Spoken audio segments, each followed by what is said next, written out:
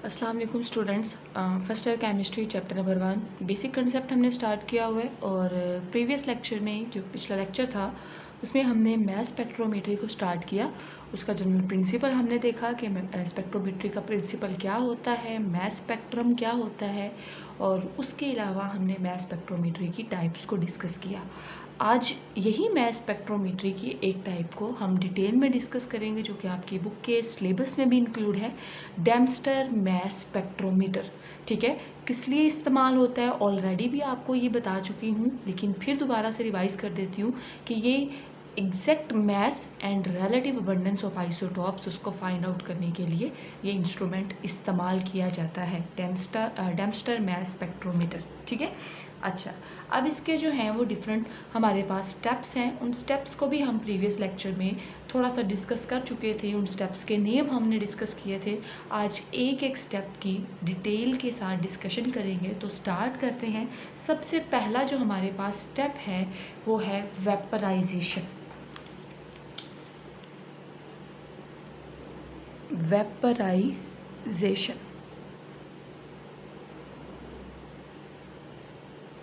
इस वेपराइजेशन को हम वोलाटिलाइजेशन का नाम भी दे सकते हैं।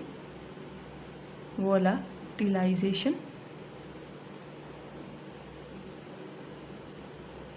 वेपराइजेशन हमारा मैस स्पेक्ट्रोमेट्री का या फिर डेम्स्टर मैस स्पेक्ट्रोमीटर का एक फर्स्ट चैम्बर, या हम कह सकते हैं कि फर्स्ट स्टेप है जिसमें आपने वेपराइजेशन करवानी होती है। ठीक है, वेपराइजेशन जिस चीज़ में करवाई जाती है, जिस चैम्बर में करवाई जाती है, उस चैम्बर को हम वेपराइजेशन चैम्बर का नाम देते हैं। Vaporisation chamber. ठीक है, अब अगर तो हमारे पास सैंपल जो है वो लिक्विड स्टेट में है या फिर सॉलिड स्टेट में है। ठीक है, लो वोलाटाइल लिक्विड या सॉलिड्स अगर हमारे पास हैं एज अ सैंपल, तो उनको वेपर्स में कन्वर्ट करना होगा। तो हम उनको वेपर्स में कन्वर्ट करते हैं, और उनको वेपर्स में कन्वर्ट करने के लिए हम क्या कर सकते हैं, लो प्रेशर अप्लाई कर सकते हैं। ठीक है, लो प्रेशर जब हम अप्लाई करेंगे तो जो लो वोलाटाइल लिक्विड हैं और जो सॉलिड्स हैं वो किस में कन्वर्ट हो जाएंगे, वेपर्स में कन्वर्ट हो जाएंगे। या सिर्फ और सिर्फ अगर आपके पास लो वोलाटाइल सॉलिड है, उस केस में उसको वेपर में कैसे कन्वर्ट करना है, सॉलिड को वेपर में कन्वर्ट करने के लिए आप ओवन का इस्तेमाल भी कर सकते हैं। ठीक है, लेकिन एक चीज़ का ध्यान रखना है कि बहुत ज़्यादा हीट अप नहीं करना कि आपका जो सैंपल जो कि आपने लिया हुआ है वो डिस्टर्ब ना हो। ये ना हो कि वो बहुत ज़्यादा हीटिंग करके तो आपका जो सैंपल है वो भी ख़राब हो जाए। तो आपने एक लिमिट तक जो है उसको हीट करना है। फर्स्ट स्टेप में वेपराइजेशन लिक्विड और सॉलिड स्टेट में होंगे तो लो प्रेशर की मदद से कर लेंगे, और अगर सॉलिड स्टेट में है, लो वोलेटाइल सॉलिड है, तो उसको ओवन की मदद से हम वेपर्स में कन्वर्ट कर देंगे। लेकिन अगर आपका सैंपल गैस की फॉर्म में है, ओवरऑल बात करें तो ये नो नीड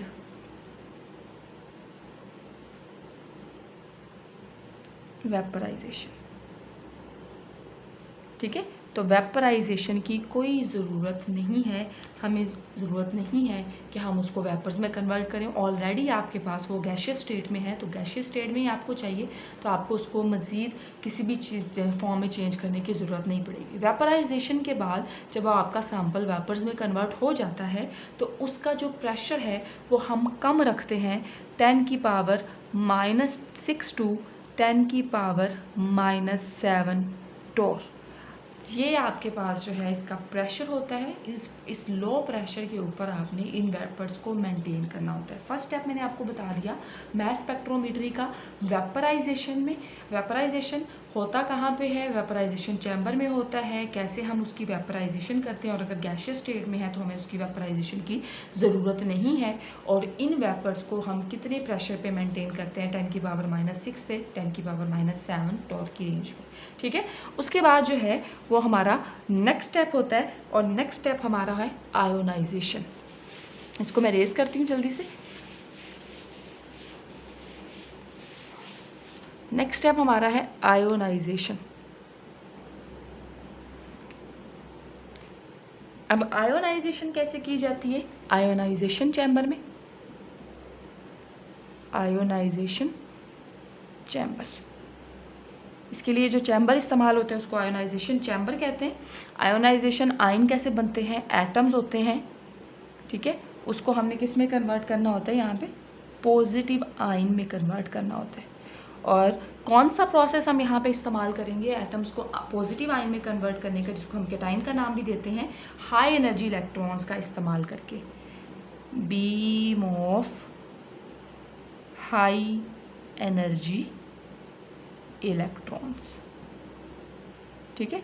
तो आपके पास एज अ रिजल्ट क्या बनेगा, गैशियस पॉजिटिव आयन आपके पास बन जाएंगे, gaseous positive ion. Gaseous positive ion जिनको हम कैटाइन्स का नाम भी देते हैं, ठीक है। ये इसको आयोनाइजेशन आयंस के बनने का प्रोसेस। फॉर एग्जांपल आपके पास हाइड्रोजन है जिसको एज अ सैम्पल आपने लिया है, तो हाइड्रोजन में आपको पता है कि हाइड्रोजन के 3 आइसोटॉप्स हैं। फॉर एग्जांपल अगर मैं इन तीनों का बनाऊं, 1, ये 2 और ये 3 वाला, ठीक है। इसमें भी आपके पास जो प्रोटॉन होंगे, एक प्रोटॉन है, न्यूट्रॉन 0 है और एक इलेक्ट्रॉन है। इसी तरह से अगर इसकी बात करें, प्रोटॉन जो है वो यहाँ पे 1, न्यूट्रॉन यहाँ पे 1 और इलेक्ट्रॉन की तादाद भी 1 होगी। और अगर थर्ड आइसोटॉप की बात करें जिसको ट्रिटियम का नाम देते हैं, तो इसमें प्रोटॉन 1, न्यूट्रॉन जो है ये भी 2 और इलेक्ट्रॉन 1। ये आपके पास ये इसका इलेक्ट्रॉन, सब में एक एक इलेक्ट्रॉन ही है। तो हम क्या करते हैं, जैसे ही high energy beam of electron यहाँ पे आके फॉल करवाती है, वो इस इलेक्ट्रॉन को नॉकआउट करवा देती है, इलेक्ट्रॉन निकल जाता है और सिंपल आपके पास जो है वो यहाँ पे सिर्फ और सिर्फ न्यूक्लियस रह जाएगा, इलेक्ट्रॉन तो इसमें से निकल जाएगा, ठीक है। ये इस तरह से। तो अगर अब इसकी मास टू चार्ज रेशो की हम बात करें, तो मास टू चार्ज रेशो की हम बात करें तो तमाम में चार्ज आपके पास 1 ही होगा, क्योंकि एक एक इलेक्ट्रॉन ही है। यहाँ से एटम के अंदर एक एक इलेक्ट्रॉन ही था जो कि एक एक इलेक्ट्रॉन ही था, ठीक है। तो इसके ऊपर जो चार्ज आया, इसके ऊपर भी 1 आ जाएगा एक इलेक्ट्रॉन के निकलने से, इस पर भी 1 और इस पर भी 1, +1 भी लिख सकते हो, एक एक इलेक्ट्रॉन के लॉस की वजह से +1 और +1 चार्ज होगा। तो हम डिफ्रेंशिएट किस बेस पे करेंगे, हम डिफ्रेंशिएट करेंगे मैस की बेस पे, मास टू चार्ज रेशो की बेस पे। तो यहाँ पे हमारे पास मैस डिफरेंट है, प्रोटॉन और न्यूट्रॉन की तादाद को अगर हम जमा करें तो मैसेज सबके डिफरेंट होता है। तो अगर हम इनके m/e की वैल्यू लिखेंगे तो इस वाले की m/e की वैल्यू हमारे पास 1 आ जाएगी।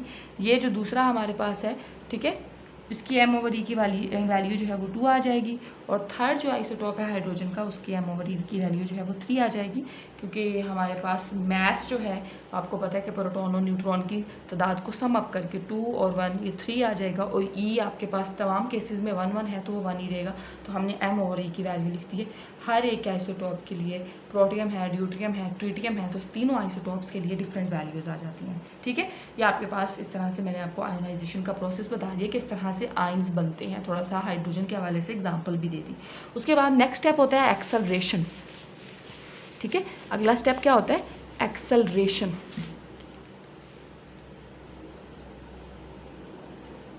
एक्सेलरेशन का मतलब होता है तेज़ कर देना, स्पीड बढ़ा देना।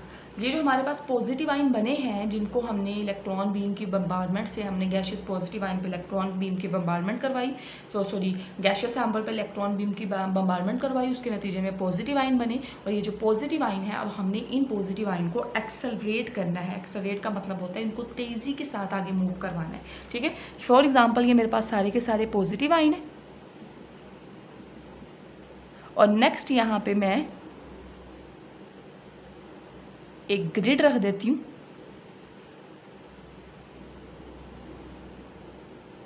जिसकी स्ट्रेंथ मेरे पास E, इलेक्ट्रिकल फील्ड, ठीक है। इलेक्ट्रिकल फील्ड की स्ट्रेंथ यहाँ पे मैं E से उसको रिप्रेजेंट कर रही हूँ।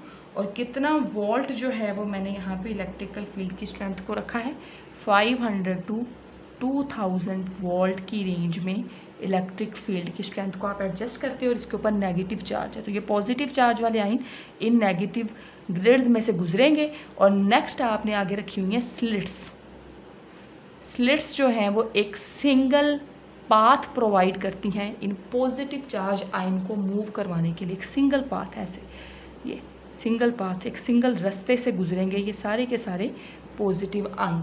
ठीक है, अगर ये स्लिट्स आगे ना रखें तो जो जितने भी आयन्स हैं वो सारे के सारे स्प्रेड अप हुए हों, बिखरे हुए हों, और तो ये जो स्लिट्स हैं ये एक सिंगल पाथ प्रोवाइड करती हैं इलेक्ट्रॉन को मूव करवाने के लिए। ठीक है, तो इलेक्ट्रिकल फील्ड अप्लाई की, इलेक्ट्रिकल फील्ड की स्ट्रेंथ की वजह से ये आयन्स एक्सेलरेट हुए क्योंकि इनके ऊपर नेगेटिव चार्ज है, तेज़ी के साथ मूव किए और इन स्लिट्स में से भी पास किए।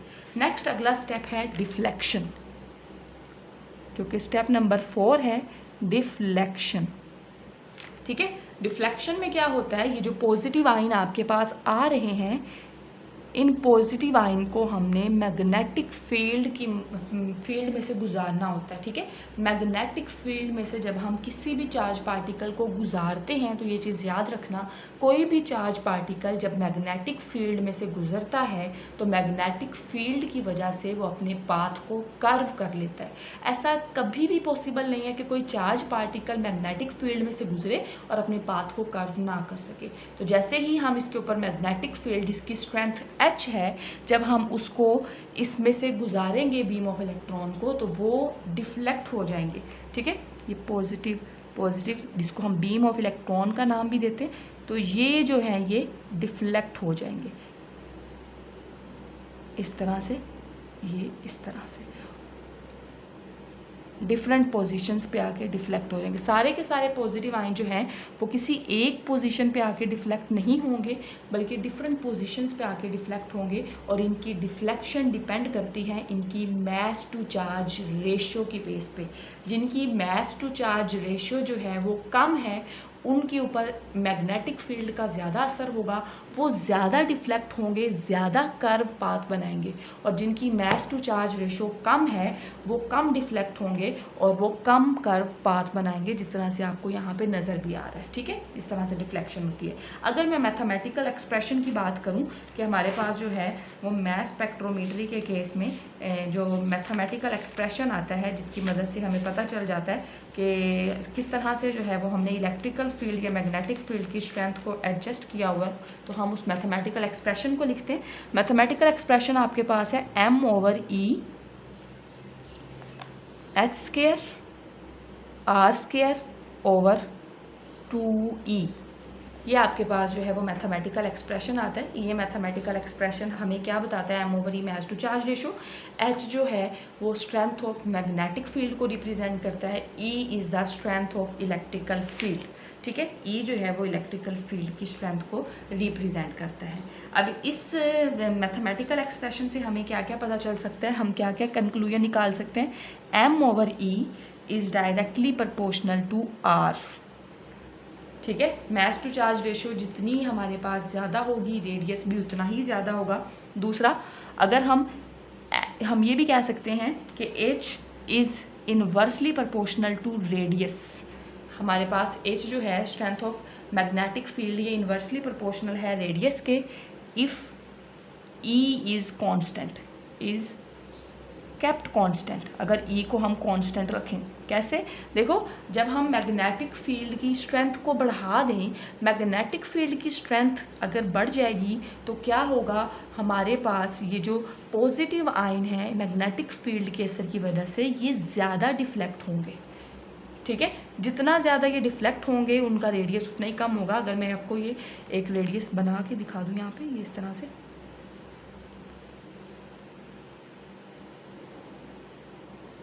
ये ठीक है, ये दूसरा रेडियस, ये तीसरा, यहाँ से लेके सेंटर से लेके यहाँ तक का जो डिस्टेंस होता है उसको हम रेडियस कहते हैं।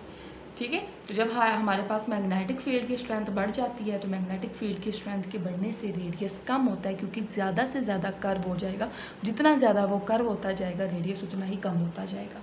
और इसी तरह से अगर मैं इलेक्ट्रिकल फील्ड की स्ट्रेंथ को बढ़ा दूँ तब मेरे पास जो पॉजिटिव आयन है वो किन पोजिशंस पे गिरेंगे, आप अब ऑलरेडी अंडरस्टैंड कर चुके होंगे कि इलेक्ट्रिकल फील्ड की स्ट्रेंथ को जब मैं बढ़ाती हूँ तो बड़ी स्पीड के साथ जो है पॉजिटिव आयन गुजरते हैं, और जब वो स्पीड के साथ गुजरेंगे तो वो इस पोजीशन पे आके फॉल नहीं करेंगे, ज़्यादा कर्व वाली पोजीशन पे नहीं आएंगे, ज़्यादा मैग्नेटिक फील्ड का असर नहीं होगा, बल्कि वो जो है वो इस पोजीशन पे आके फॉल करेंगे जहाँ पे बहुत तेज़ी के साथ वो गुजरे हैं, बहुत कम उन्होंने असर फील किया है मैग्नेटिक फील्ड का, तो इसलिए जो है वो इस पाथ पे आके फॉल करेंगे या उससे आगे वाले पाथ पे वो ज़्यादा कर्वेचर जो है वो शो नहीं करेंगे। ठीक है, उसके बाद डिफ्लेक्शन के बाद जो है वो हमारे पास नेक्स्ट क्या होता है, कलेक्शन का नाम देते हैं, जिसको कलेक्शन मतलब आयंस को कलेक्ट करने का जो हमारे पास इंस्ट्रूमेंट होता है, इसको हम 3 डिफरेंट नेम्स देते हैं यहाँ पे।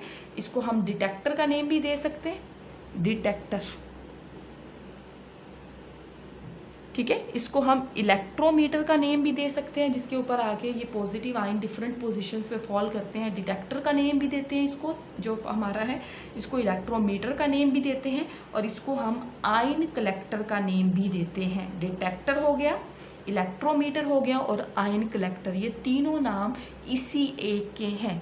ये डिटेक्टर क्या करता है, ये डिटेक्टर एक माइन्यूट सी करंट जनरेट करता है। इस माइन्यूट सी करंट को फिर एम्पलीफाई करके नेक्स्ट रिकॉर्डर में भेजा जाता है, और रिकॉर्डर जो है वो ग्राफ बनाता है, और उस ग्राफ की मदद से मतलब उसके साथ साथ वो रिकॉर्डर जो है वो ग्राफ बनाएगा, और उस ग्राफ से हमें जो है वो आइसोटॉप्स की डिफरेंट परसेंटेजेस के हवाले से पता चल जाएगा। फॉर एग्जांपल अगर नियॉन है तो नियॉन के 3 डिफरेंट आइसोटॉप हैं, नियॉन 20, नियॉन 21, नियॉन 22। तो हम इन तीनों आइसोटॉप्स की कि 20 की कितनी परसेंटेज है, 21 की कितनी परसेंटेज है, ठीक है, जैसे फॉर एग्जांपल ये 20 की, ये 21 की, ये 22 की कितनी कितनी परसेंटेज है, हम इसको फाइंड आउट कर सकते हैं। मतलब हम इनकी रिलेटिव अबंडेंस को कैलकुलेट कर सकते हैं, ठीक है। और दूसरा जो हम मैथ को कैसे कैलकुलेट कर सकते हैं, हम ये एक्सपेरिमेंट परफॉर्म करवा रहे हैं किसी अननाउन सैंपल के साथ। अगर हम एक बार यही एक्सपेरिमेंट परफॉर्म करवाएं मैस स्पेक्ट्रोमेट्री के ज़रिए से कार्बन 12 आइसोटॉप्स के साथ, और फिर हम उसका कंपैरिजन करवाएं उस अननाउन सैंपल के साथ, तो अननाउन सैंपल के साथ जब हम कंपैरिजन करवाते हैं तो उसके बाद कार्बन 12 का और अननाउन जो सैंपल है उन दोनों के मैसेज को हम कंपेयर करते हैं, और इनके कंपैरिजन के नतीजे में हम लोग अननाउन सैंपल का मैस भी फाइंड आउट कर सकते हैं। तो ये था ओवरऑल मैस स्पेक्ट्रोमेट्री, जिसकी मदद से जो है वो हम फाइंड आउट कर सकते हैं किसी भी एटम का जो है हमारे पास मैस, और उसके अलावा उसके आइसोटॉप्स को भी कैलकुलेट कर सकते हैं, रिलेटिव अबंडेंस को कैलकुलेट कर सकते हैं, ठीक है। अब जो है वो थोड़ा सा आपको ड्रामेटिकली थोड़ा सा मैं आपको यहाँ पे बना के दिखा देती हूँ कि किस तरह से हमारे पास होता है। सबसे पहले यहाँ पे ये हमारे पास इनलेट है, और इनलेट के बाद यहाँ पे हमारे पास यहाँ से गैस अंदर इंट्रोड्यूस होगी, इनलेट यहाँ से गैस इंट्रोड्यूस होगी, और ये जो गैस है इसके ऊपर नेक्स्ट यहाँ पे बीम ऑफ इलेक्ट्रॉन्स को फॉल करवाएंगे। बीम ऑफ इलेक्ट्रॉन को फॉल करवाने की वजह से ये जो गैशियस सैंपल है इसके ऊपर कौन सा चार्ज हो जाएगा, चार्ज आ जाएगा, positive charge in gaseous ions पे आ जाएगा। ये जो पॉजिटिव चार्ज आइन है, नेक्स्ट जो है इन पॉजिटिव चार्ज आइन के रास्ते में हमने वाला क्या रख देनी है, हमने ग्रिड रख देनी है, और इस ग्रिड की जो स्ट्रेंथ है उसको हम ई से रिप्रेजेंट करते हैं, इलेक्ट्रिकल फील्ड का नाम भी देते हैं हम इसको, और इसके ऊपर नेगेटिव चार्ज है, तो ये पॉजिटिव चार्ज वाले आइन इस इलेक्ट्रिकल फील्ड जिसकी स्ट्रेंथ ई है, और इसका वोल्ट जो है वो 500 टू 2000 वोल्ट हम करंट यहाँ पे जनरेट इस्तेमाल कर रहे होते हैं। इलेक्ट्रिकल फील्ड की जो स्ट्रेंथ है इसको हम परफोरेटेड एक्सेलरेटेड प्लेट भी कहते हैं, परफोरेटेड एक्सेलरेटिंग प्लेट, ठीक है। ये आयोनाइजेशन चैम्बर, आयोनाइजेशन चैम्बर, ठीक है। उसके बाद हमने नेक्स्ट इसके पाथ में आपको मैंने बताया था कि स्लिट्स रखनी है, और ये स्लिट्स का क्या काम है, ये एक सिंगल पाथ प्रोवाइड करती हैं इलेक्ट्रॉन पॉजिटिव चार्ज आयन को मूव करवाने के लिए, एक सिंगल पाथ, ठीक है। बाज़ में 2 स्लिट्स होती हैं, और बाज़ औकात जो हैं वो एक स्लिट भी इस्तेमाल की जाती है। ये पॉजिटिव चार्ज आयन, ये पॉजिटिव चार्ज आयन ही है। नेक्स्ट हमने यहाँ पे क्या रखा हुआ है, मैग्नेटिक फील्ड,